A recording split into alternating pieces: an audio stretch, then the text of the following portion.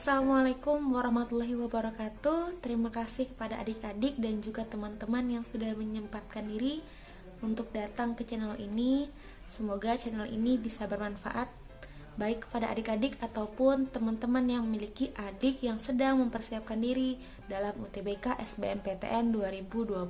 Video-video ini dibuat sebagai wadah kepada para alumni SMA yang sedang mempersiapkan diri dalam UTBK SBMPTN 2020, khususnya materi TPS Bahasa Indonesia. Nah, seperti yang kita ketahui, pada tanggal 6 April 2020, LTMPT mengeluarkan surat edaran resmi mengenai perubahan jadwal dan juga perubahan sistem UTBK 2020. Untuk lengkapnya bisa dilihat di sini. Surat edaran Tim Pelaksana LTMPT tentang perubahan jadwal pelaksanaan UTBK 2020 yang isinya pertama, materi tes yang diujikan adalah tes potensi skolastik atau TPS.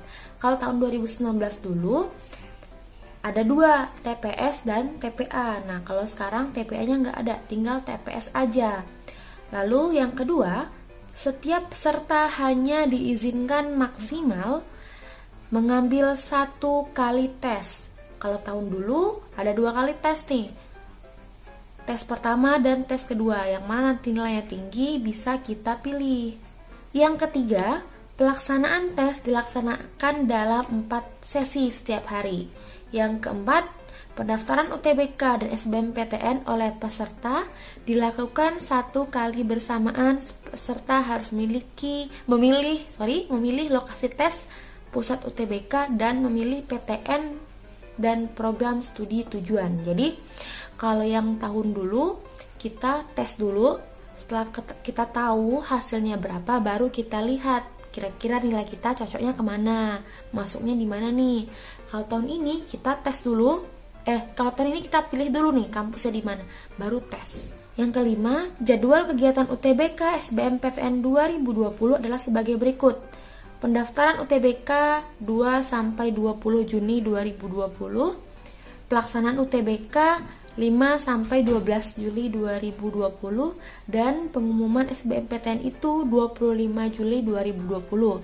Jadi kita masih punya waktu sekitar 3 bulan untuk mempersiapkan yang terbaik demi mendapatkan kampus impian. Nah, berdasarkan surat edaran ini, kita harus melihat kira-kira apa aja nih yang ada dalam TPS tadi. Nah, TPS ini yang tadi kepanjangannya tes potensi skolastik, merupakan tes umum. Isinya itu bahasa Indonesia, bahasa Inggris, dan matematika.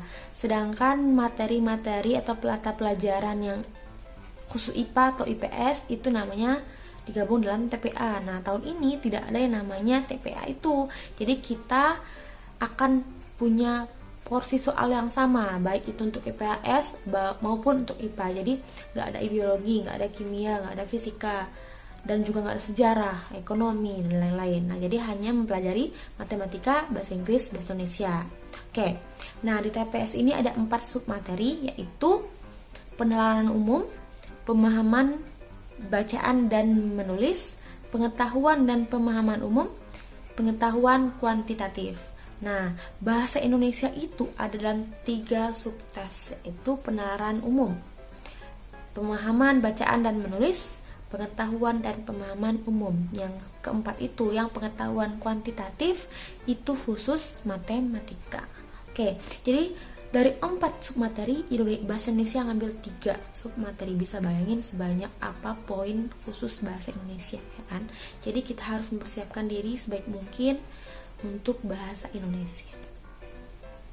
Oke, nah dalam materi ini kakak akan membahas tentang membaca diagram atau grafik, penentuan judul tanda baca, kata baku, imbuhan, huruf kapital, konjungsi, frasa, penulisan angka, kata depan, simpulan, ide pokok, kehematan kata, sinonim, antonim, definisi, dan juga masih banyak yang lain. Jika adik-adik merasa video-video ini bermanfaat, tolong diklik lonceng merahnya supaya kakak semakin bersemangat dalam membuat video, dan juga bisa adik-adik rekomendasikan kepada teman-teman semua yang ingin mempelajari bahasa Indonesia. Oke, sekian dari kakak.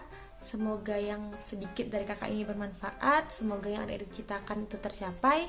Kakak akhiri, Assalamualaikum warahmatullahi wabarakatuh. Jangan lupa di rumah aja.